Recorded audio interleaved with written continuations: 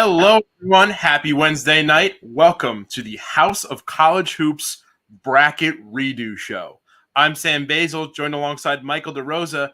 And Michael, we are about to enter the second week of the 2024 NCAA tournament.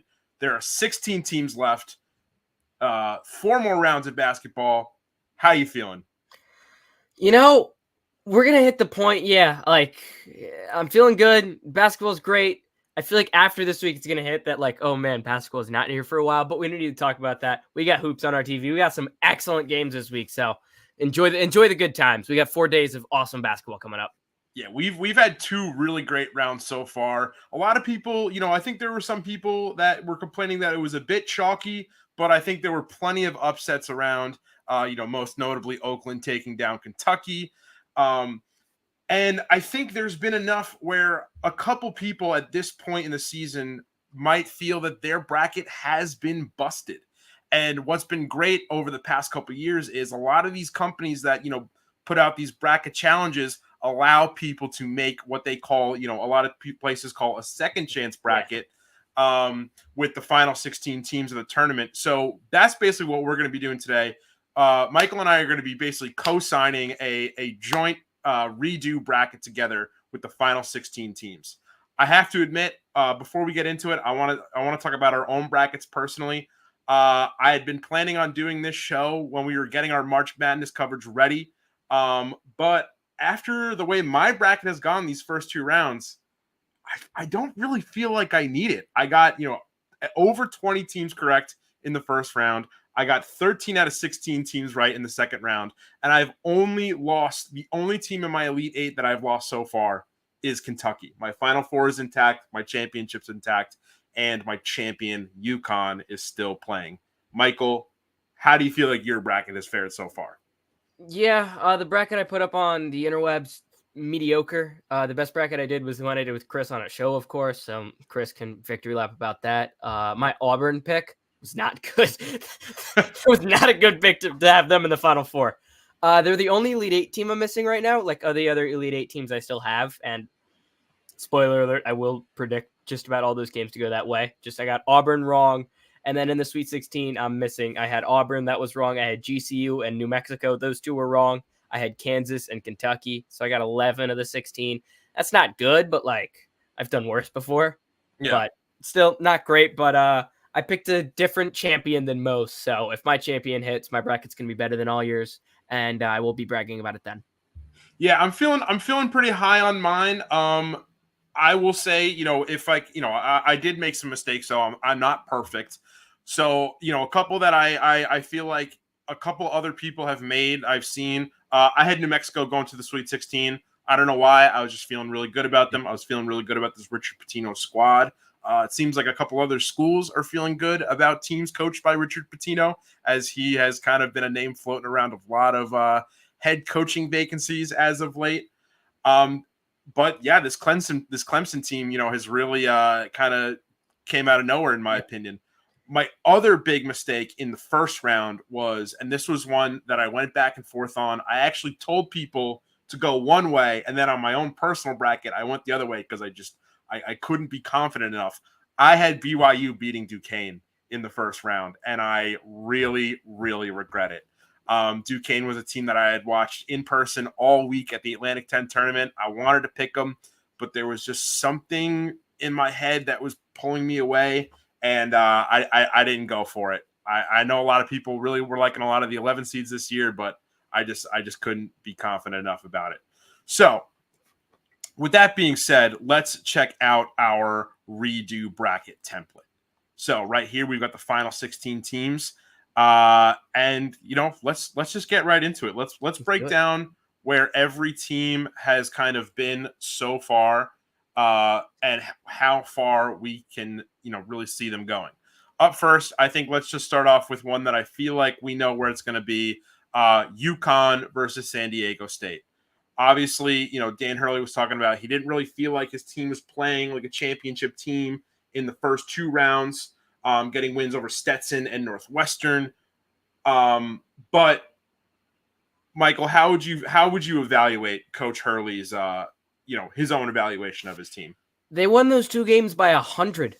The dude is a psycho. He is nuts. He's crazy. They won those games. They beat Stetson by about 1,000, and he was pissed about like the one possession, like 1 minute. The dude is nuts, but he's a coach. Coaches are just naturally nuts. Yeah. That was wild. And then they just beat the piss out of Northwestern. That was like a dream matchup for UConn if they're playing a team like Northwestern. And I think if they play Iowa State, the result would be fairly similar. They're just going to beat the piss out of them, and that's what they did. UConn is good at basketball, as if we didn't know that for all season. Yeah, it's one of those things where I think people on the outside were, I mean, myself included, were like, "What are you talking about, man? You were destroying teams on your path through this tournament." But I guess a lot of people say, if you want to be a national championship winning coach, that's the mentality you have to maintain for yourself and for your players. For their opponent, 5 seed SDSU, they avoided the classic 5-12 upset. I really felt like UAB was the weakest 12 seed out of all the 12 seeds in this year's tournament, so I wasn't too surprised. But how do you feel like they've carried themselves through the first 2 rounds of this tournament? I mean, they had I think the UAB matchup was actually kind of tough for them, but I think they played well. Like they didn't look great for times, but down the stretch, they ended up closing that game out, and they started the game really well. They started it really well, ended it really well. In the middle, it's just kind of bleh. They did exactly what they were supposed to do against Yale. They beat Yale bad. That game was never competitive. We didn't have to watch a second of it because it was on during a couple other games. SDSU went up like 15, and that was it. Game was over. Jaden Ledee is just a problem. He really took over in that Yale. And early on, UAB ran this weird 1-3-1 press. San Diego State would just pass the ball up the floor. They get it to the corner, then they pass it middle. Ledee would have a one-on-one with like the full high post. That was barbecue chicken every time. The dude scored every single time. He is special. He is someone UConn has not gone up against. He was an All-American at San Diego State. The dude is just really good. So, yeah, the San Diego State team is solid, and it's a national championship rematch from last year. Narratives. That's something. Yeah. It's interesting to see a national championship rematch in the Sweet 16. I mean, I don't know what that really says about this year's tournament compared to last year's. I think it just shows that last year's Final Four was just absolutely bonkers, right? But yeah, this should be a very interesting matchup. It's something that I think a lot of people want to see. I mean, you always kind of want to see a national championship rematch in any sport, right? A question kind of going back to what we were talking about in terms of the debate between how chalky this tournament can be, certain complaints. A lot of people, I think you guys talked about this on the ECB show on Monday, but basically saying how the problem with an upset like a Yale over Auburn, or even like in some situations an Oakland over a Kentucky, is, well, that's really fun. It can create a really great story or a really great moment in the tournament. If the team that they're going up against in the next round is like a top 5 seed, it can often create kind of a weaker, more lopsided game in a later round. To be honest, I don't necessarily agree with that. I think, it's kind of like a no duh, and, exciting basketball is exciting basketball. But I kind of wanted to get your thoughts on that notion. Like, when you see a big upset, are you worried that the next round, or maybe even the set, like the 2 rounds later, might be just a complete washout? No, I think it's ridiculous because if there is an upset, most upsets usually aren't blowouts, right? Like usually it's a competitive game almost throughout. Every once in a while there's a 15 beats a 2 and they beat them like a drum, but usually that doesn't happen. Usually a 14 doesn't beat a 3 by 15. Usually we get a really good game, and it's always fun to root for the underdog. Then they get to play next round. They lose by a lot. So what? I think it boils down to something simple for me. If you want to complain about the next round and like how these high major teams don't win, how about they just win the game first? That's it. If we get a good basketball game there, the tournament is always fun. And if we don't need to complain about having an upset, because upsets are fun, I don't know why people are just starting to complain about the fun thing. I think really we're going too galaxy brain here. Like, sometimes it's easier to think inside the box than outside. Think inside the box here. Upsets are fun. It's that simple. Yeah. No, you really hit the nail on the head there. I mean, at what point, like, why be the fun police on yourself? But speaking of, being a bit level-headed, let's get into this matchup here. I said it before. I said at the beginning of the show, I have UConn going all the way here. I don't really feel like there's going to be a lot that change my mind, even against San Diego State. But should the Huskies find themselves in a little bit of trouble, where do you think San Diego State would give it to them? I think San Diego State has matchups for them defensively. I think they're going to be able to switch a lot of the actions they run. I think they can cause problems defensively. Hey, Peyton, how you doing, buddy? I think that's where they could get them. That'd be my one thing is just defensively. I think they can switch the matchups. And I think Ledee is a legitimate problem for Clanton because you can draw him out of the paint. And if he gets clinging in foul trouble, Ledee versus Samson Johnson. Samson Johnson's not bad. I'm not trying to say he's bad. Jaden Ledee's an All-American. That is barbecue chicken alert. That dude is special.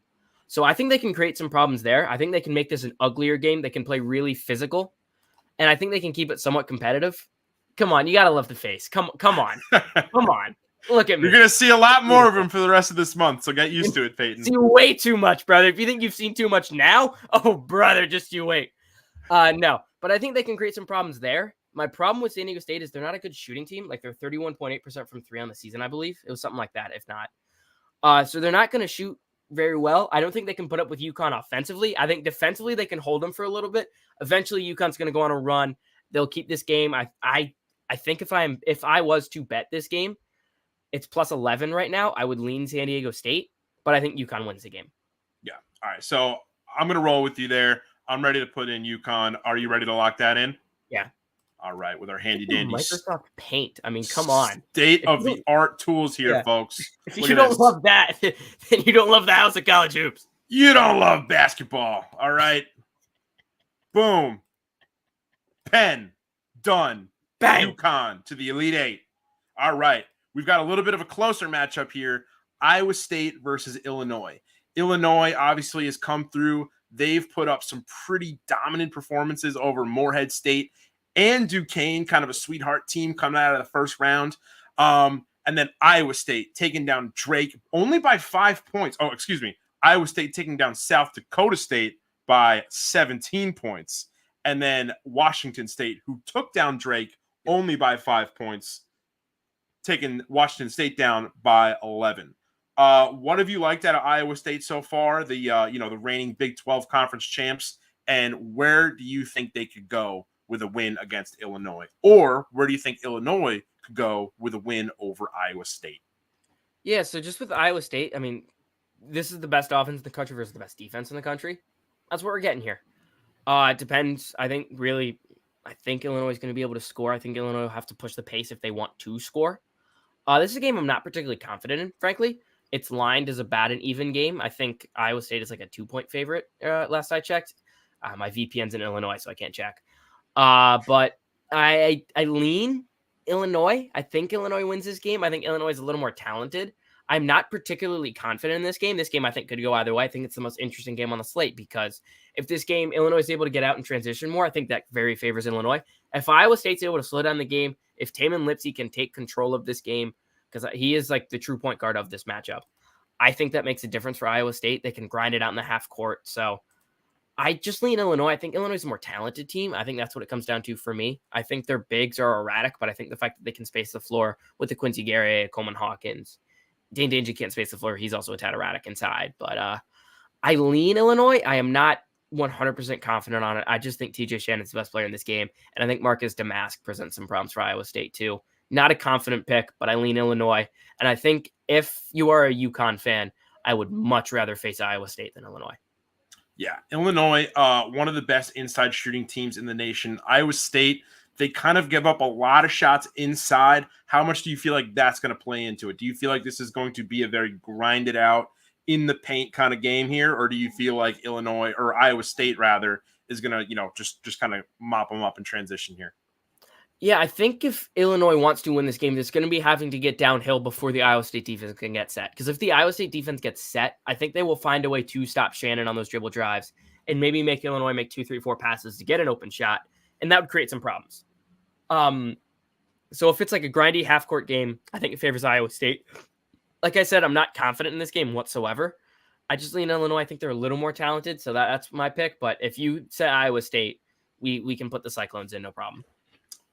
I think I'm really feeling the Illinois here. I think, I'm an A10 guy. I feel like you can go up against, a Duquesne team like that and really, kind of hand it to them. I think I might want to go with the Illinois here. So how would you feel about putting Illinois into the Elite Eight? All right. Sorry, Peyton. L. Shout out to the Beastie Boys because we've got a license to ill. Moving down into UNC, Alabama. UNC, I feel like their first game against Michigan State was really fun in the first half. In the second round, their game against Michigan State was really fun in the first half. And then they really kind of ran away with it. Yeah. How do you feel like them pulling away late could be a problem for Alabama? I think this game is going to be first to 100. I think this game is going to be up and down. It is going to be lights out. And in the end, the worst unit in this game is Alabama's defense, and it's not particularly close. Alabama cannot stop a dribble drive. UNC has a lot of guys who can dribble drive. Like, obviously, RJ Davis and Elliot Cadeau can get downhill. But even Harrison Ingram can get downhill. I think Armando Bacot causes problems inside because Alabama doesn't have a true rim protector. And even guys like Cormac Ryan or Trimble off the bench, those guys can put the ball on the floor and get by you. So I lean UNC in this spot. I like UNC quite a bit. I think if Alabama is to win this game, it is simply they're just going to outscore them. I think Bama's the better three-point shooting team. I'd have to double-check that on KenPom. But I think Bama's a really good shooting team. When their offense is clicking, they are clicking. I think this game should be really fun. I think it will be really fun for a decent stretch of the game. Yes, Alabama is the better three-point shooting team. Alabama's just a better shooting team in general. But in the end, I think UNC will be able to get downhill, and I think Alabama will just miss shots for like a little stretch. And I think that's when UNC takes over because those missed shots will lead to runouts, which will lead to layups and buckets in transition. I think that is where UNC takes over. I think this is going to be a fun game. It's going to be really up and down. But yeah, in the end, I do lean with the Tar Heels. Yeah, Alabama, one of the better three-point defending teams, but UNC also just one of the better, just an incredible team inside. So I think I'm gonna have to agree with you here. Peyton likes UNC by 12. We're gonna go UNC into the Elite Eight. This matchup, very, very interesting. Clemson versus Arizona. I never really felt like Clemson was a team that I know they were a team that was kind of floating around our own top 25, floating around the AP top 25 for a long time, but they just never really did much to kind of wow me through the season. And for me to I really expect them to be in the Sweet 16, let alone as a 6 seed. What do you think I missed this year? And where do you see Clemson, potentially having an edge over Arizona in this one? Yeah, I thought Clemson was really good, particularly in December. I think that's when they were at their best until this little run where I think they've looked excellent. PJ Hall is one of the best players in America. He is a 5-man who can step out, hit some jump shots. He can put the ball on the floor. He does everything well. He was playing as the best player in the ACC in my mind until RJ Davis really took over, and Clemson kind of went on that skid. Clemson's a good offensive team. I think Shiflin's a really good piece because all 5 guys they have on the floor can shoot it. Shefflin is a really good rebounder too offensively. So when PJ Hall steps out, Shefflin can go inside and bang inside with some of the guys, especially because he's going up against 4s. Or if you put your 5 against Shefflin, it's not a problem for him. And that guy is too small to guard PJ Hall. So I think their front court is really solid. And in the back court, Chase Hunter really impressed me. He was the best player on the floor in that Baylor game. And Baylor has excellent guards. Absolutely excellent guards. And it didn't matter. Chase Hunter was the best player on the floor, and he was a guard. He was excellent. He was getting downhill. He was making plays for himself and others. He can create shots, and he's good defensively too, quick hands. He makes up for Gerard, who isn't the greatest defender. But when Gerard is a no closeout guy, if you are closing out to him, you are too late. That dude is a laser. Can't really do much else, but that dude is a laser. He does not miss. Yeah. You go. No. I was going to do a dramatic reveal, so why don't you talk? So it, Yeah, of course. One thing that I noticed with Clemson though, they did let up. I mean, I guess this is one of those things where you're going against a 3 seed. You kind of have to mitigate. Sometimes when you're playing a team with just 2 really, really talented players like Baylor has in Ray J. Dennis and Jacoby Walter. They both had 20-point performances. Dennis had 27, Walter had 20. Sometimes the focus here is just letting those guys kind of cook, do whatever they want, and limit everybody else. You saw that, a notable example. I feel like, again, I saw this in Brooklyn, Duquesne over Dayton, right? In the A10 quarterfinals. They let DeRon Holmes cook. but they limited everybody else from the field. He was the only guy that had like over 10 points in that whole game. Who is that guy on Arizona for you, and who are those guys that Clemson could limit to possibly get, a sneak by here into the Elite Eight? See, the thing is, and part of my dramatic reveal, Peyton disagrees here. I go this. I think Arizona wins this game by quite a bit. Have I picked against Clemson in both their NCAA tournament games? Yes, I have. Have I been wrong both times? You damn right I have been. I ain't going to deny it. I've picked against them both times. They won both times. They made me look like a fool, and I'm doing it again. Arizona's erratic. Good Arizona, I truly think, is one of the best teams in the country, one of the best 3-2. We'll talk about that later. I do not think a bad Arizona is, they make some dumb decisions. But if you really want to limit one guy in Arizona, it's Caleb Love. You shut him down, and he will just try to shoot his way out of it. And if he is shooting 20 shots and he shoots 5 of 20, yeah, you won. Yes, I do trust Arizona's guards, Peyton. I like Colin Boswell more than you guys seem to. I think when that kid is on, he's really solid. And when he's not, the kid should be a freshman this year. He should be a freshman point guard. He's really solid. And when he's not, they have good guys off the bench. Jaden Bradley, KJ Lewis can give you something off the bench. I like this Arizona team a lot. And I think in the front court, they are really solid. I think the PJ Hall matchup definitely concerns me because Ballo does not have the foot speed to guard PJ Hall. He does not. And Ballo is not comfortable on the outside. He is not. But I think Tommy Lloyd will find a counter to that, whether that's more Krivas minutes or whether that's even some Kashad Johnson at the 5. I think they will find counters. I think Arizona's bigger, faster, stronger. I think the guards will win them this game. I was really impressed with Chase Hunter. Caleb Love was a guy who, is like 5 minutes away from being the championship most valuable player. I forget what the award is called. He was like 5 minutes away from that. Like a kid, when he's on, he is on. And I like this Arizona team. I think good Arizona could make this look easy, and I hope they do. I got Arizona. Yeah, it's tough to go against a team that is top 10 in both adjusted offensive efficiency and adjusted defensive efficiency. So I'm going to have to agree with you here. Let's go Zona to the Elite Eight. Moving on to the top right corner of this bracket, the Houston Cougars versus the Duke Blue Devils. This has been a really, really interesting region. Obviously, the highlight of this region was probably a game that we're going to get to. We're going to talk about in the next phase here. But look, Houston scored 100 points over Texas A&M in overtime. They beat Longwood by 40 in the first round. Duke going against, I think they went against two very typical, prototype, not prototypes, but just kind of models for teams that can really be upsets against, Vermont in the first round and James Madison in the second round. How did Duke fare against those teams, and how do you feel like that's going to set them up for a good game against the Cougars? Yeah, the Vermont game honestly went as I expected it to. I didn't think Vermont was just on Duke's level. I thought it was kind of that simple, and Vermont pulled away in the end. The James Madison game really impressed me. I thought Jamie would keep it close, and Jared McCain was just like, no, you're an idiot. That kid was just, he made everything. He was so impressive in that game, and it was never close. Like, it was never a competitive game. So from that perspective, if McCain is on like that, and we're getting Filipowski who's able to take some of the Houston bigs out of the paint, I think that is kind of the key for Duke. Duke likes to play in a really slow game. Duke is significantly better in games that are slower paced than faster paced. And this game's going to be kind of slow. It's going to be a grinded out game. So in that sense, I think it kind of favors Duke-ish. We'll get to my actual pick later, but I think the slow tempo can help Duke because that's just better than them. And if Houston can kind of speed things up, who is the guy that you're going to be looking at to do that? Jamal Shed. The best point guard in this game, his name is Jamal Shed. The best player in this game, his name is Jamal Shed. I think Houston will, whenever they have transition opportunities, they might take them. But Houston, look, this is a mean comment, by the way. Screw you, Peyton. But Houston's toughness is unmatched. He's right. Duke is still soft. Duke is going to bully them on the offensive glass. Houston is going to bully them on the offensive glass. Houston's going to bully them on both ends. Filipowski might throw a little hissy fit.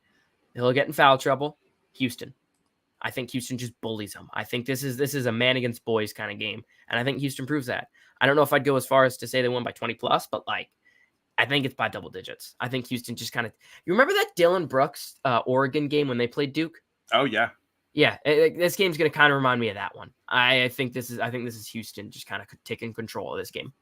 All right, I love it. Let's put the Cougs into the Elite Eight. Oh yes, beautiful. Oh yeah, look at that. NC State versus Marquette.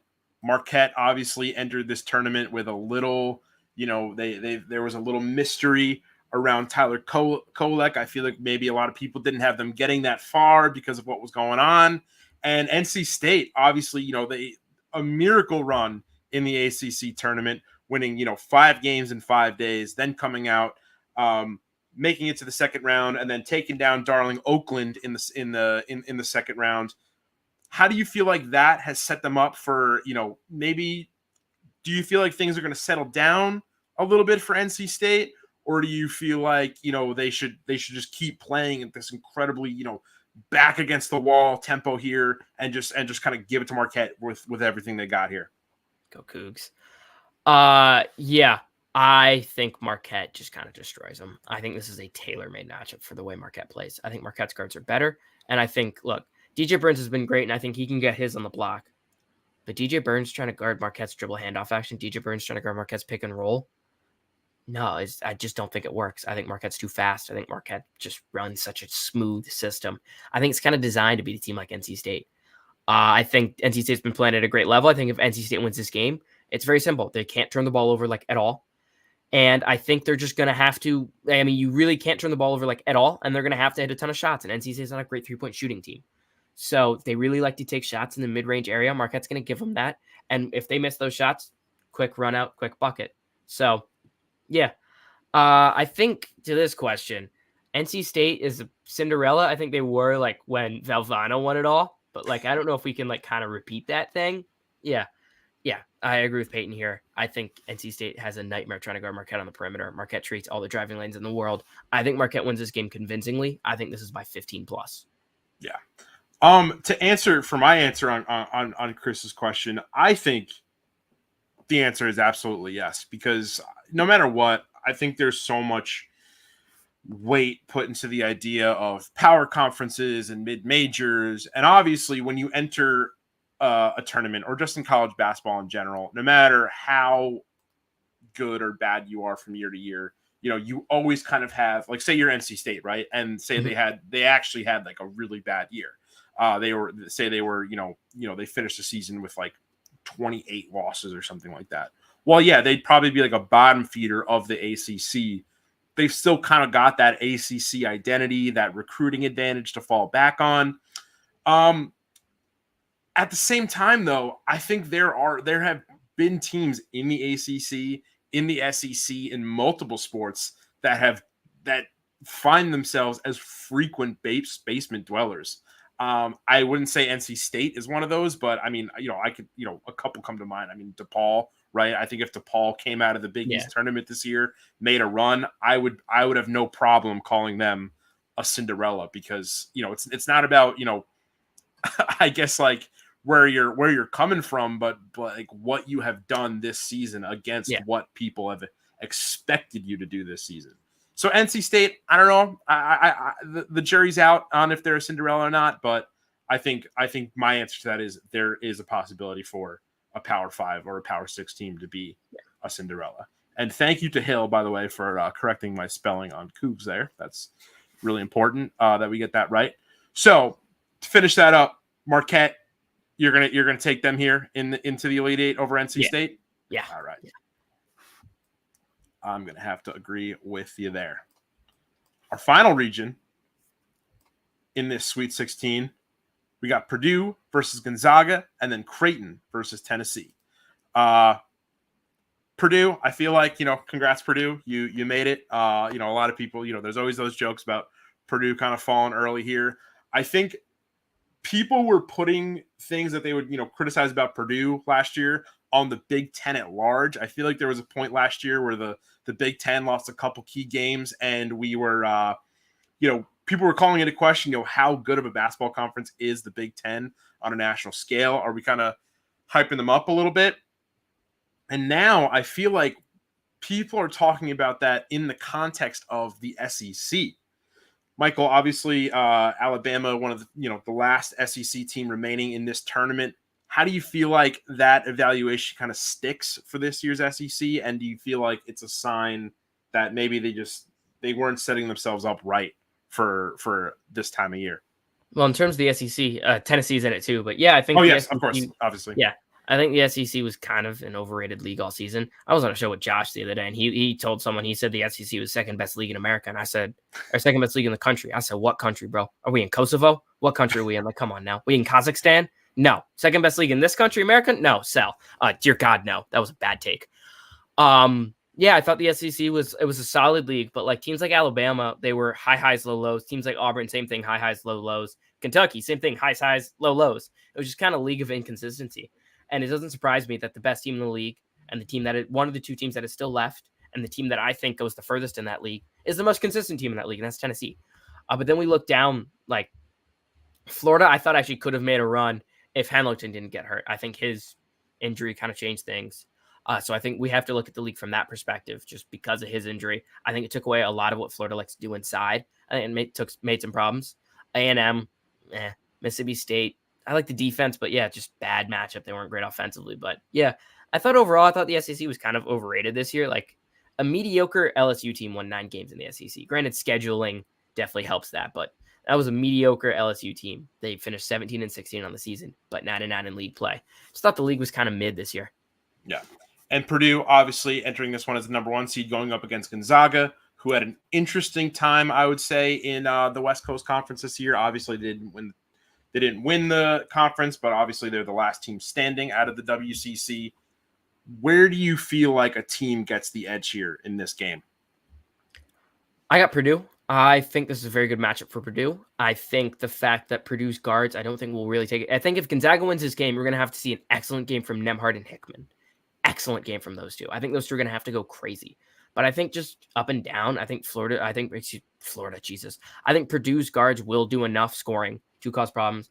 And Zach Edey's going to get Graham Eke in foul trouble. And if he does, if that happens, this game is kind of over at that point. I think Lance Jones will be able to cover either one of Hickman or Nembhard. I think they'd put him on. I don't actually know. They could put him on Nembhard just to like try to cut the snake off at its head.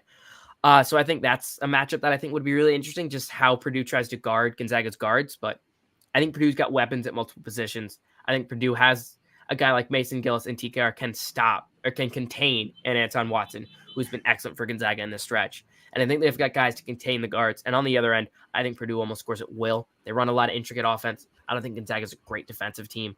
I think this group of Gonzaga is kind of overrated this year. I think they did a good job beating Kansas without McCullough, and they smoked Will Wade's McNeese State team. They did really well in the tournament, not trying to take away from them. But yeah, I do not think this is a good matchup for them. I think Purdue takes this. I think Purdue takes this fairly convincingly. Do you feel like there's something I noticed interesting when looking at the statistical breakdown between these two teams, in that neither team is prone to turn the ball over a lot, and also neither team is prone to force a lot of turnovers against their opponent. How does that, when you see that on the kind of the pregame scouting sheet, what kind of game do you feel like we're going to be getting here? Do you feel like there's just going to be really nothing going in transition here or in the half court? Do you feel like it's just going to be a very kind of, grinded out fundamental type game here? I think if it's played in that sense, which I think Gonzaga's going to try to run on just about every miss. They're just going to try to do whatever they can because you can beat a guy like Zach Edey down the floor. Like Graham Eke is significantly faster than Zach Edey. So you can get him set earlier, get him lower on the block, or just running a quick ball screen before Zach Edey's fully set. Then you can take advantage. Gonzaga's definitely going to try to push the pace. I think in turn, Purdue's going to really try to slow this down. Not force a ton of turnovers. They're not going to take a ton of risks. Just try to rebound, move the ball, slow it down, get set, get into your actions, then run this intricate offense. I think that's how the game plays out because I think Purdue wins. I think Purdue controls the tempo in that sense. I think Gonzaga will try to just rebound and just go. Or even on a made shot. Let's say Zach Edey makes a little hook shot because that's going to happen at some point. Purdue just, all right, inbound, Graham Eke, inbound, throw it to Nembhard, go, go, go, go, go. I think that is the best chance for Gonzaga. Problem with Gonzaga is they got 7 guys they run. 7. So I think at some point that could burn them, and especially if they get Eke in foul trouble. Yeah, Gonzaga's going to have to hit some tough shots. I don't think they will. I got Purdue in this one. I think this is a good matchup for Purdue. Excellent. Let's go. Boilermakers for the Elite Eight with my small looped capital P there. Beautiful. All right. And then, another game where I don't feel like there's going to be a lot. Actually, you know what? I have to say this game is going to be really interesting to see how it goes in transition, because I feel like, Tennessee might have an advantage here, but Tennessee versus Creighton, what's the tempo of this game going to look like? Tennessee actually likes to run. This is a different thing than Chris pointed this out to me, so shout out to Chris, and he is definitely correct. This Tennessee team likes to play faster. They like to get out in transition offensively. They look to push the pace. I think that's how this pace is going to go. I think it'll be just kind of like an average game. I don't think it'll be anything special. Tennessee really likes to slow you down defensively, kind of grind you out. Then you just go quick three, stuff like that. So I think Tennessee will kind of dictate the pace, especially because I think Tennessee is going to pressure Creighton a lot. Like Zakai Ziegler should be up in Stephen Ashworth's grill for 40 minutes, because that is the best way to beat Ashworth. If you really try to pressure, get up into these Creighton players, don't let them run this pretty offense, because if you let Creighton play a pretty game, Creighton's going to beat most teams when they try to play like a really pretty game. If you want to muscle them around a little bit, make them tougher, make them have to think twice if they want to take that ball into the lane, I think that's Tennessee's play. And I like Tennessee in the spot. I've made one bet thus far. It was Tennessee -2. I believe it is 3 now. I got Tennessee in the spot. I think Tennessee has the best player in this game, that is Dalton Connect. I do not think Creighton has a matchup for him. I think Zakai Ziegler causes problems. And I think they've got the guys to match up with Kalkbrenner inside. Adu, I don't think they get Adu in foul trouble, so Adu should play a decent bit. And I like me some Tobe Awaka. He's not the biggest guy in terms of size, but the dude is strong. He is strong. He's going to move Kalkbrenner around whenever he wants to. I got Tennessee in this game. And how do you feel like that's going to go? So I feel like, say let me put a scenario up there for you, right? Mm-hmm. Midway through the second half, Creighton might find themselves down 11 with 8 minutes to go, right? If you feel like they're not even going to get that close, if you feel like Tennessee's going to pull away earlier, let me know. But should Creighton find themselves in a situation like that, where do they fall back on to try and keep this game close and keep themselves from being eliminated in this tournament? Yeah, I think you're going to have to find the matchup advantage, because I assume if they're staying that close, they will have found a matchup advantage, whether it's a Trey Alexander just rising up over maybe Santiago Vescovi hitting shots. I think Alexander is the guy for Creighton in this one, because I think they can put a Triple J, Josiah Jordan-James, on Baylor Shireman. I think he can contain him a little bit. Shireman's incredible, so he could just find a way to just score on him at will. But I think they'll have find something in that ball screen, and I think it'll be Trey Alexander. I think this is an Alexander game. I think if they get down the stretch there, I think they'll look to Alexander, and Alexander will have to hit some tough mid-range jumpers. And to be fair, I do not know if there are many. There's definitely no one better in the Big East. I don't know if there are many players better in the country that hitting that shot from that elbow range to that elbow like area, if you around like the entire lane, that mid-range jumper than Trey Alexander. I think it's going to be an Alexander game if Creighton is to move forward. But it doesn't sound like you're too confident in that. So let's go Vols to complete baby. Our Sweet 16 picks. All right, so we're around right through. Let's go. We've got 4 matchups here, right? We've got UConn versus Illinois, UNC versus Arizona, Houston versus Marquette, and Purdue versus Tennessee. Instead of going just back around the horn in order like we did, let's figure out which matchup you are the most excited for. I have one because I know this is one that we're going to get a rematch from a really good game that we had in, kind of like the late fall here. Mm-hmm. And that's Purdue Tennessee.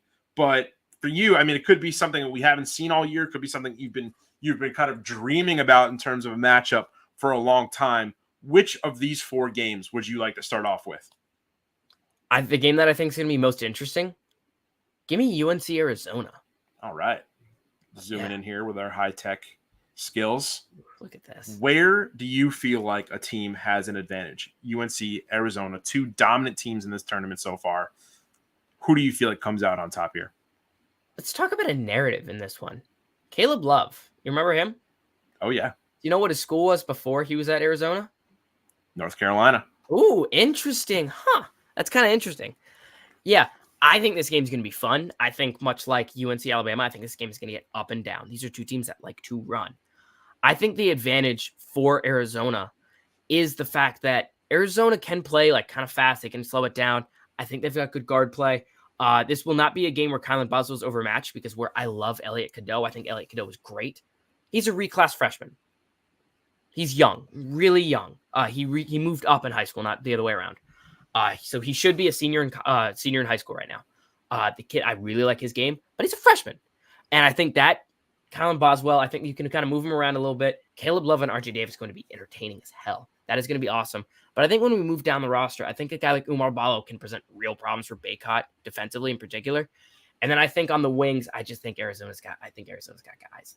I think Kashad Johnson, I think Pella Larson. I think those kind of guys will present some real problems in this matchup. I think this game's going to be really fun. It will be up and down. I am not certainly married to that pick because these are two teams that have high ceilings and low floors. If we get a dumb game from a UNC in Arizona, it would not surprise me at all. And this game could just be a whack. But I got Arizona. I think Arizona's the more talented team in my eyes. I think Arizona's a better team, is what I'll say. I think they run like cleaner offense. I think they'll find a way to get shots down the stretch. And I think Caleb Love and some of the other guys will find ways to make plays. I got Arizona here. I am not, I'm not like super married to it. I would not stun me if UNC wins this game, but I think it's going to be a fun game.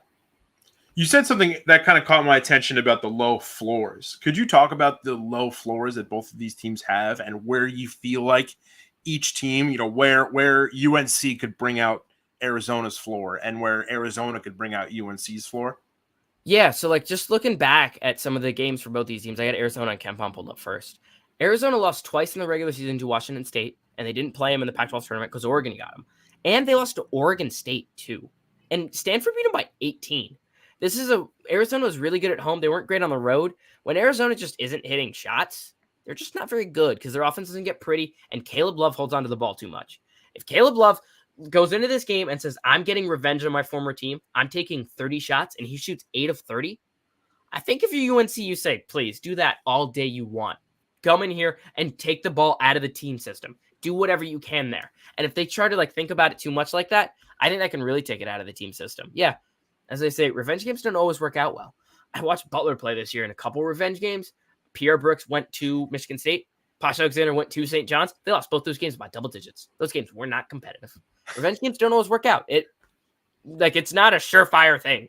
And especially in a high intensity environment like the NCAA tournament, your decision-making needs to be perfect. And if that takes out a little bit, that's bad. And the point guard play, I mentioned it earlier with Cadeau, but at the same time, Boswell's not a veteran. Bradley off the bench, he's not a veteran. These are young guys. These are underclassmen. That says something. You need guys who are solid to play in this game. And if Love and Boswell, Bradley really aren't creating shots, who does for Arizona? I think there are some problems there. And then for UNC, Georgia Tech beat them. I remember that game fairly clearly. Look, I really like what DeMond Stoudemire is doing with that Georgia Tech program. But that said, Georgia Tech was 124 in KenPom, and they won that game.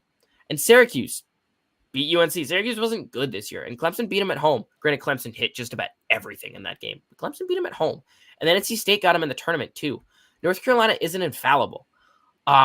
Defensively, sometimes they just have lapses. Syracuse shot 71% from 2 in that game. That's crazy. And North Carolina doesn't really force turnovers. So if you're able to get to the free throw line and you're just going to have the ball, Arizona's going to get shots up. And at some point, Arizona could just start hitting. And there isn't much UNC could do about it there. So I think both these teams are kind of erratic. You could see them have a ton of turnovers. You could see just some crazy ball, some odd decisions being made. I think that's really when I say low floor, it's a lot on decision making. And these teams make some wild decisions at times. But I think this game's going to be up and down. It's going to be fun because of those wild decisions in part, because that means anything can happen. And I do lean Arizona in that game, but I think it'll be fun. Let's do it. The successful revenge game of the tournament, Arizona. Beautiful. To the Final Four. Let's go up here with UConn and Illinois. Again, just UConn is the team of destiny. Mm-hmm. But obviously, this is the NCAA tournament. Teams of destiny do not always fare well. We've seen it in so many years past. Look at those excellent Kentucky teams of the mid 2010s. Look at, Purdue last year, right? Just so many teams, they come up short. How can, it looks like Sarah from Road to the Garden. She's leaning UConn, but where do you think Illinois could give the Huskies trouble? And will it be too much for the Huskies to make it to the Final Four? Man, I said, and I've said it on all shows, and I still stand by it. If you want to win your bracket pool, the easiest way to do it is to fade UConn and just hope they don't win it. Like, just straight up. Look, let's say we're in a bracket pool of 50 people. 27 of them pick UConn versus 2 of them pick Houston. 2 of them pick Arizona, whatever. Obviously, the numbers would be different than that. More than 2 people are going to pick Houston. But in that sense, I think just the strategy is to zag River and Ziggs and just hope it works out. Because if UConn wins it, that means I had to be better than 27 different people, 26 other people. That's hard. Versus if a team that I picked wins it and I had to be better than 3 people, I can do that. Because at the end of the day, my goal is to win the damn thing. If I get last place, who cares? If I get middle of the pack, who cares? I want the money that comes with the first, and I want to brag to everyone and tell them that I'm better than them. That's what matters at the end of the day. No one remembers who finished 25th in their bracket pool. You remember who wins the thing, though. All that said, if we're just breaking this game down from like a more straight up perspective, because we're not talking bracket pools anymore, I think TJ Shannon presents real problems for UConn. They haven't gone against someone like him. It's going to likely be Stefan Castle guarding him. I think he's the best matchup on UConn. Castle's great. Castle will be in the NBA next year, but he's a freshman. He's been a defensive stopper, and it would be a real test for him because TJ Shannon is the best guy, the best wing he could go up against this season. But he's a freshman. He's a freshman going up against him. I think that'll be a tough matchup. UConn has the athletic bigs, but at the same time, Illinois has some of the athletic bigs with Quincy Guerrier, with Coleman Hawkins. But at the same time, I think Donovan Clingy presents some problems inside. I think that, and then if they go to the Dane Danger minutes, UConn's just going to torch him in like ball screen or like similar, like dribble handoff style action. UConn will just kind of exploit that. I think Shannon presents real problems. I think Damask will hit some shots too. I think Damask is kind of like a more seasoned version of Alex Karaban. Karaban, I think, is more like pro potential in that sense. I think Damask is kind of a more seasoned, more college version of that guy because Damask has been in school. I think it's his 5th year. I think he's a grad transfer. Maybe he had 3-1. But yeah, Damask has been in school for a while. I think it's a very interesting game. I think the guards of UConn are better. Just outside of TJ Shannon, who I consider more a wing. I think if we're looking Tristan Newton versus whoever the hell Illinois is running at point guard for most of this game, it's just Tristan Newton. I think Kemp Spencer makes a difference too. I'm not particularly confident in this game. I can't lie. Likely what's going to happen is, because I am in Indiana, not Illinois, like my VPN says I am. If this game is lined and it's like a plus 300 on Illinois, I'm going to take the shot on Illinois. If it's plus 200 in Illinois, I'm probably going to take the shot on Illinois. But I think if this game happens 10 times, UConn probably wins 6 of them. But I'm not confident in it. I know UConn's your national champion, so I assume we're going to put UConn through anyway. And it's probably more fun to talk about UConn, all things considered. Like, I'd be rooting for UConn in this game. So we'll go UConn. But I think Illinois could beat them. I think Illinois presents real problems. Well, I mean, if we want to keep talking about matchups, I mean, we could. But if we want to kind of spice things up a little bit, I feel like you've really sold me on the Illini here. Thing is, I don't really want to talk. I feel like I've made every single point I can make on Illinois now, so I wouldn't have anything to say in the future. No, that's fair. That's fair. Again, team of destiny. It's hard to go against that. UConn. See, it'd be really hard for you guys to forge this bracket because I can't write the same team in the same style twice. So authentic. Yeah, it's very authentic. If you want to make an NFT of this, it's gonna be really tough to do so. Speaking of, I just want to put the cap on bracket pools for a little bit. I totally agree. This is the first year in many years that I have a really good bracket, and so I am keeping a vigilant eye on all the groups that I'm in right now, and it looks like I'm going through all of them. I'm in groups that are a mix of college basketball, House of College Hoops staff,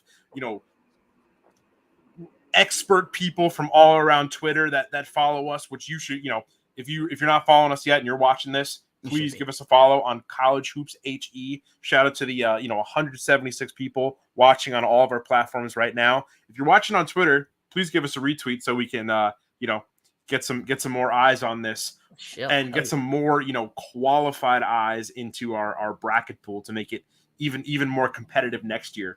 But looking at the bracket pools that I'm in now, from the more knowledgeable ones, even to the ones that I know that there might be a bit more just casual college basketball fans in it.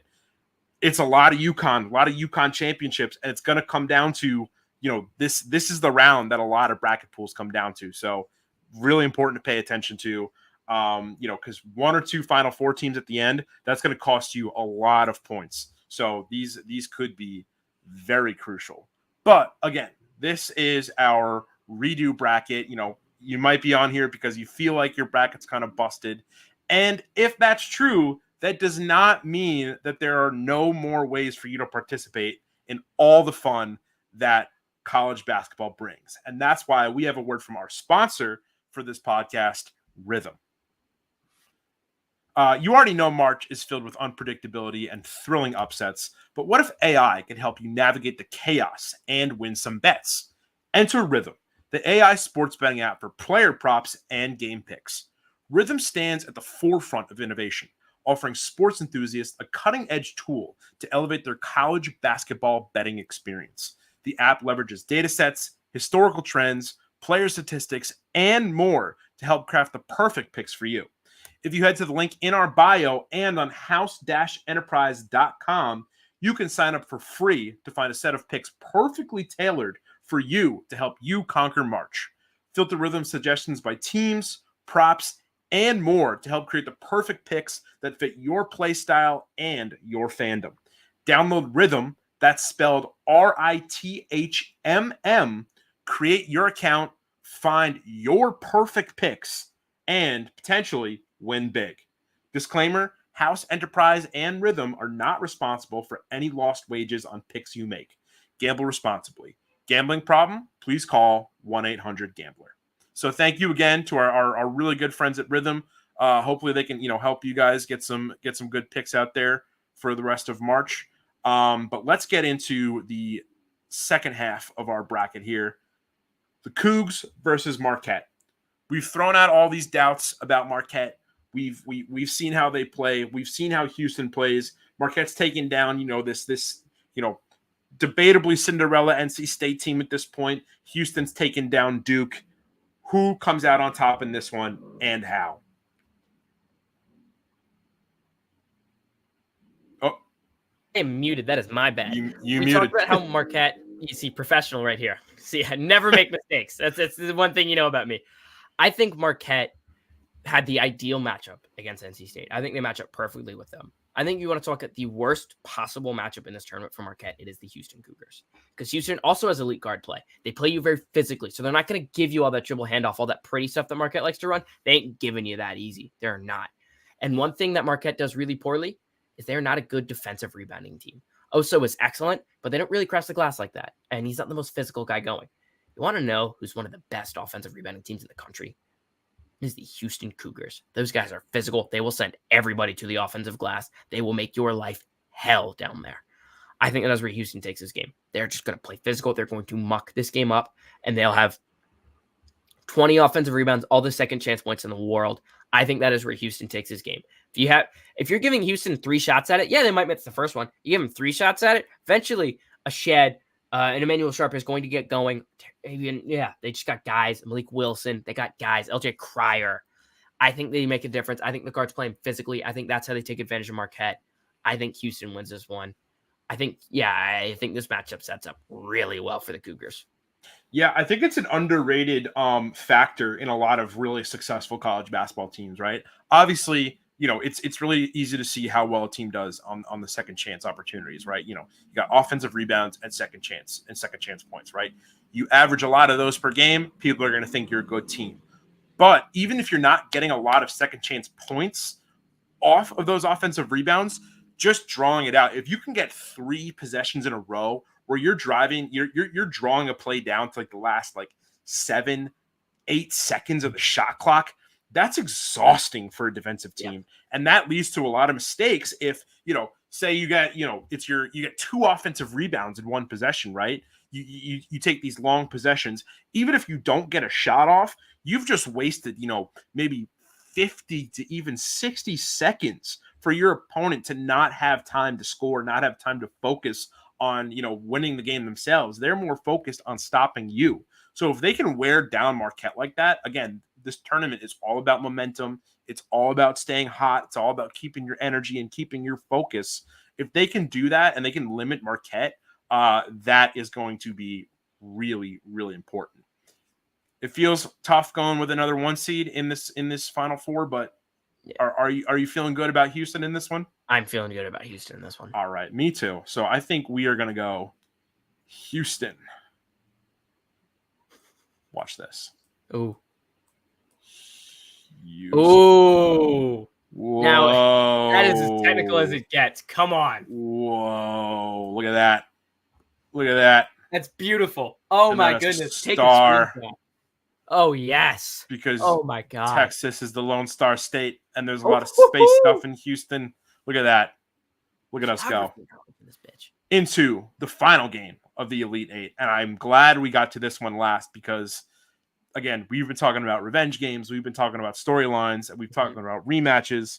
This is a really, really fun rematch that I have been so excited to see all year. This was one of my favorite games that I watched in the non-conference. Back over in, the I believe this was in the this was in the Maui Invitational, right? Maui, yeah. Yeah. So Purdue came out on top in this one. It was an ugly game for Purdue. They won against Tennessee 71-67. Look, a game, Zach Edey, he put up 23 points, but oh my God, it was crazy. I just felt like Tennessee just hacked the crap out of him, right? He took 17 shots at the free throw line and only hit 9. They just really limited him. They made it really tough. But Purdue, they came up clutch. Obviously this was a really good game from Fletcher Lawyer. He had 27 points. He got a lot of trips to the line. He was 10 for 11 from the line. Do you feel like what do you think we're going to see repeated by Tennessee to try and stop Purdue? And how do you feel like they're going to adjust from that last game? Yeah, I think Tennessee is going to do the exact same thing in how they foul Zach Edey. I think Zach Edey will be going to the line quite a bit. In this one, they're going to play him as physically as they did last time. On the other end, though, I mean, this was... Yeah, Zakai Ziegler came off the bench. He played 28 minutes, so he played quite a bit of this game. But he was still recovering from that ACL tear. Like, it was a bad injury. He was still kind of coming back into the best version of himself. I think the best version of himself is here now. And I think he's just so athletic. I think, he will be a pest. And I don't think Purdue's guards are really ready for that. I don't think we're getting 27 points out of Fletcher Lawyer again. I just don't think that's happening. He was really good at the line. I don't think we're getting that again. I think we had a bad Lance Jones game. I think we'll see more from Lance Jones. But Jonas Adu fouled out in 13 minutes in this game. Tobe Awaka fouled out in 12. If you can get more than 25 minutes of those guys, maybe you can get 35.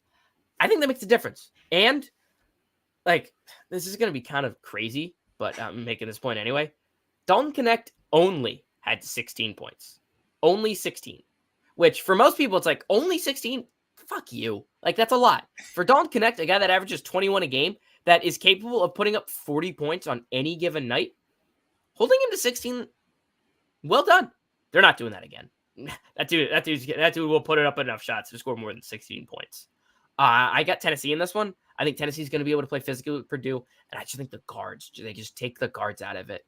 And this isn't a game that I'm laser-guided heat-seeking missile, lock it in, confident on, but Tennessee was able to run them off the line. Purdue only attempted 15 threes. They attempted 48 free throws. I will take the over on threes attempted, the under on free throws attempted, but I think Tennessee's going to shoot better. They shot 8 of 30 from deep in this one. They just couldn't get anything to go. They couldn't buy a bucket. I think that's going to change.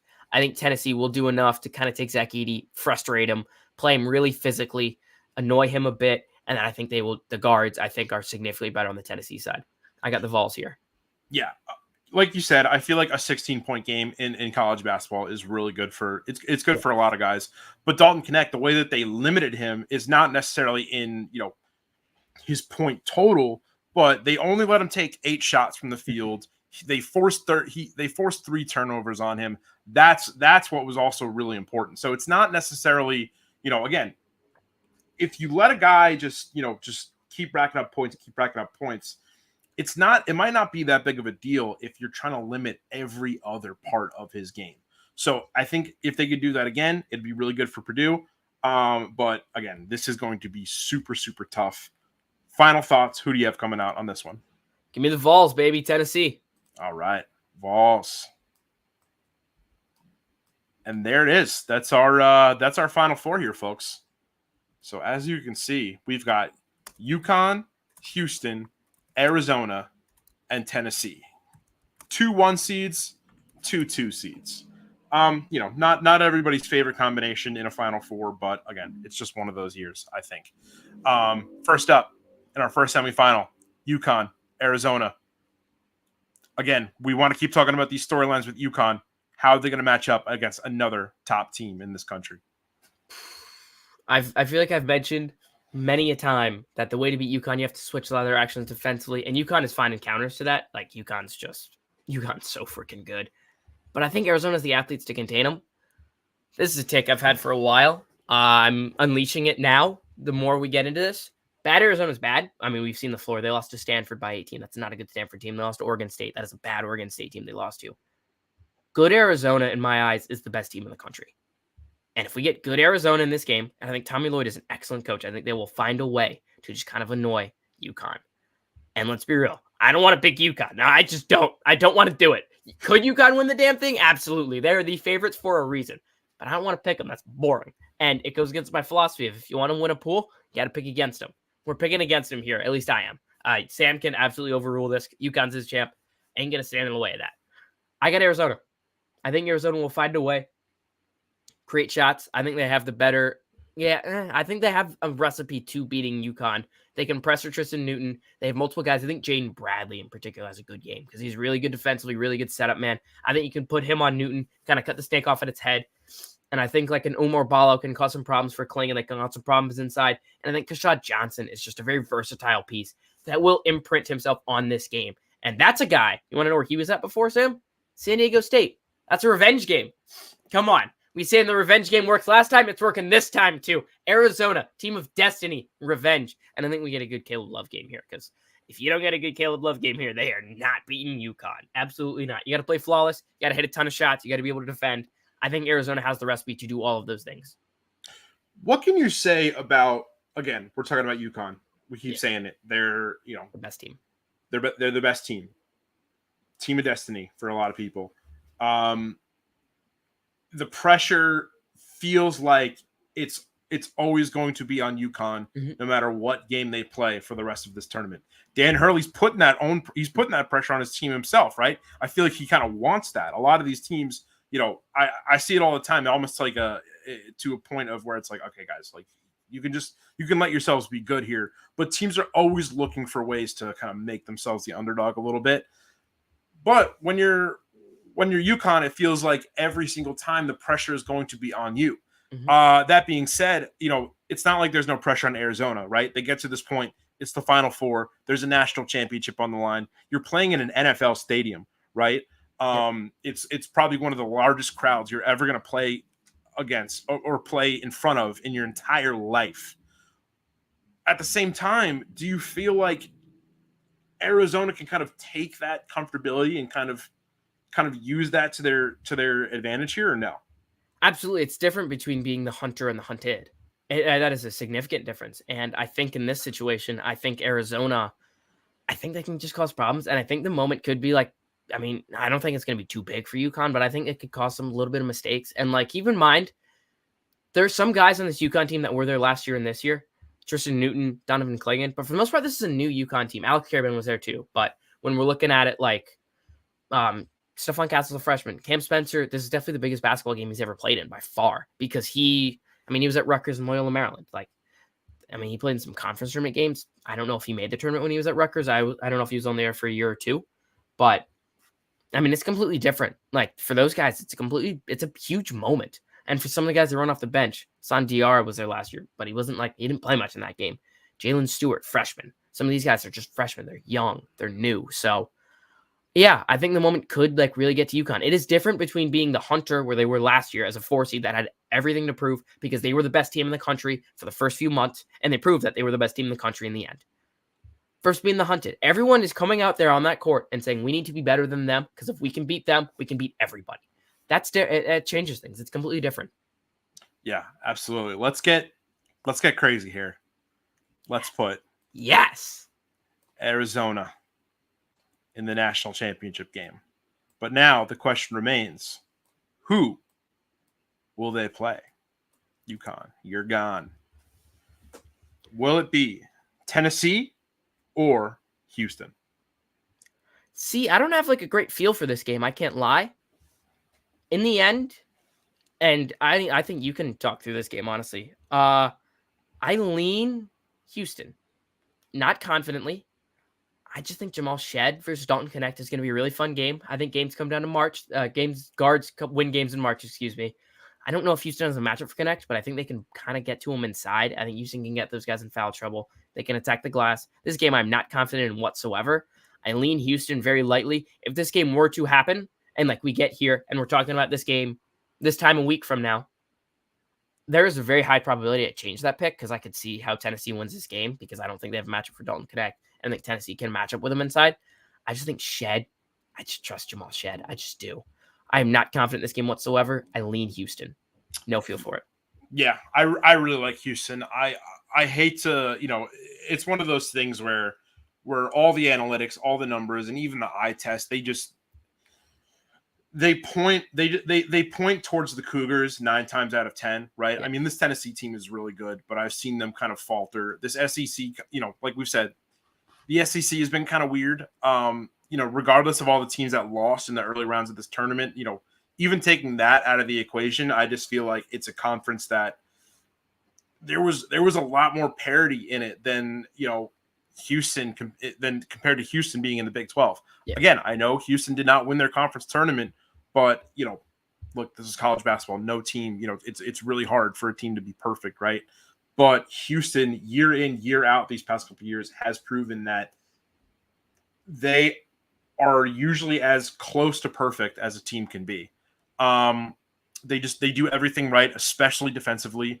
They're one of the best blocking teams in the country. I think that's super huge. If you can get really comfortable, if you can establish a really firm presence in the paint early, like we said, offensive rebounds, it throws a team off tempo, right? They could do that against a team like Marquette. They can do it against a team like Tennessee. I don't think they can let a lot of teams do it to them.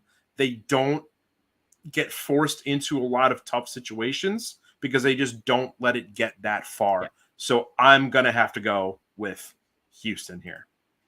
And we are here. We've arrived at our national championship game. And before we get into it, I do just want to thank the 200 viewers that we have across all of our platforms. Overall, this has been one of the best years for House of College Hoops in terms of our live stream viewership. We've had, we've peaked at like a couple thousand viewers on some of our streams so far these past couple weeks. So again, thank you so much, guys. We really appreciate it. Make sure you follow us on all of our socials. We've got so much more coming for you guys. This tournament's not over yet, and the off season is just getting started. I know a lot of people are not too happy about it, but I feel like for every game we've got, there's one or two big names that aren't in the tournament that are hopping in the transfer portal. The coaching carousel is spinning at alarming rates. So we've got so much stuff for you guys on the way. But until then, let's get into our national championship game. So we've got two crazy situations that just happened here, right? Arizona just knocked off UConn. They just knocked off the best team in the country. And Houston takes down a really, really strong Tennessee team that, this Tennessee team that along the way has taken down some giants so far. They've taken down Creighton. They've taken down Purdue. And now Houston has taken all of that and made it null and has made their way to the national championship game. What kind of game would you want to see out of both of these teams? Man, I think these are two teams that play completely different. Arizona wants to get up and down. They want to play pretty boy ball. Houston wants to bully you. That's kind of Houston's way. I think the difference in this game and why I'm going to pick the team that if you remember my bracket that I had winning the title, and I think I've teased it a couple of times. It's pretty simple. I think Kashad Johnson makes a real difference in this game because I think he can play the physical kind of ball, and then he really helps Arizona want to play that pretty ball because he's 6'10". He can battle inside with these guys, and he can step out, hit a jumper, put the ball on the floor. He can do all that sort of stuff. So I'm taking Arizona. Look, I said the best version of Arizona is the best team in the country. I stand by that. Could we get a bad Arizona game and this game is a blowout? Absolutely. That is well within the cards. This team lost by 18 to Stanford. If the team that lost by 18 to Stanford shows up against Houston, this game is not within 30 points. But if we get good Arizona,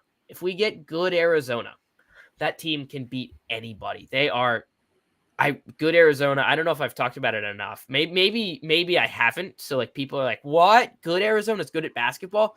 All things considered, this is a team that won 27 games. They beat Duke in Cameron. That is one of the best wins of the season. They went to Wisconsin. Oh no, that was a home game. They beat Wisconsin by 25 points. This was when Wisconsin was good. This was not the bad Wisconsin that we saw in the tournament. That was when Wisconsin was rolling. That team just come off a decent win over Marquette. Arizona beat them by 25. That game was not competitive. That game was a 40-point game at one time, I believe. Good Arizona, I think, is the best team in the country. They beat Colorado in Colorado by 20 points. We saw how good Colorado was. They beat them by 20 points. Good Arizona can do crazy things. And if we get good Arizona, which means we're going to have to get a decent game from Colin Boswell, just getting the ball in the hands of other guys. Caleb Love's going to have a really good game. We're going to have a Kashad Johnson, a Pella Larson. Some of these guys play really well. Umar Ballo is going to have to battle inside and not get in foul trouble. But I just think Kashad Johnson makes a difference in this one. I think the veterans make a difference in this one. I think Houston gets so close to the mountaintop. But I just think Arizona's the better shot makers. Arizona hits shots. Arizona wins this game.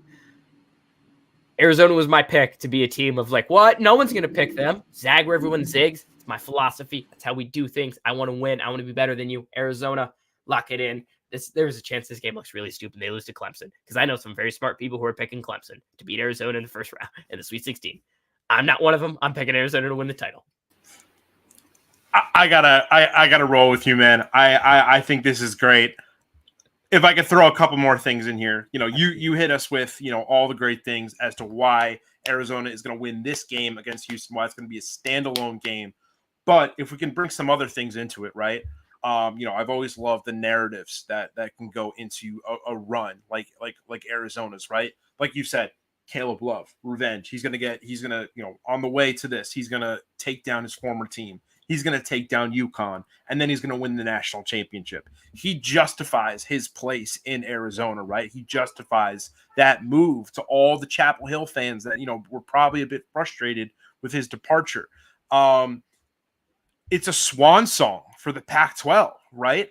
I think, the Pac-12 tournament ended up being really good. I think it was a great way to end this historic conference that I think, myself included, so many people are going to miss, right? With Oregon winning the whole thing, that was great. But now let's lock in. Let's finally make one final punch for this conference before it all kind of vanishes into nothing and have Arizona win this whole thing. And then again, look, Houston, I think if you're a Houston fan, this is going to be tough. I'm sorry that we're doing this to you. But again, you guys have come up short a couple of years in a row. A lot of people really like you year after year. Maybe this is just more fuel to the fire. Maybe it's going to be ever more satisfying when you win this tournament in 2025 or later. So there we have it. Arizona over Houston in the national championship game. You got a final score for me? Oh, dear God. 78-73. First numbers that came to my head. I like that. I've always gone like 145, like in terms of total points. Mm-hmm. So yeah, I like that. I like a 79, 75 or something like that. Maybe like an 81, 77 if we really want to get crazy. Teams are really looking good for the field.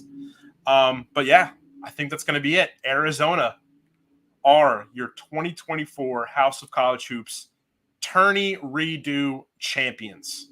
So one final look at this final redo bracket. Michael, overall thoughts here? This was a ton of fun. Yeah. God, I got burnt so bad by Auburn. There were two teams I said were going to burn me. Auburn and Arizona. And Auburn's already burnt me. So Arizona can't burn me. There's no way it happens twice. No way. No way. It's going to work out perfectly. I'm so convinced that this is going to be perfect. Again, another narrative, right? You can't burn Michael DeRosa twice. Mm-hmm. No one does it. No one does. So I think this looks pretty good. We're going to be posting this on the official House of College Hoops, all of our channels, on Twitter. We're going to be putting it up on house-enterprise.com. So make sure you guys check it out. Thank you to all 224 viewers who have stuck with us this entire time. Hopefully, if you're filling out a bracket like this, we can help you out here with some picks. I know we got a little bold towards the end there, but I think if you're in a pool like this, you kind of got to win by being bold. But until then, we're gonna keep rolling with our tournament coverage. We got 4 more games coming up, 4 more days worth of games coming up this week, all leading up to what should be a great Final Four in Arizona. Keep checking back on at College Hoops HE on Twitter. Keep checking back on house-enterprise.com for more updates on all your favorite teams, continuing tournament coverage, continuing off-season coverage. And for Michael DeRosa, I'm Sam Basel. This has been the House of College Hoops podcast. And until then, we'll see you guys next time. Peace.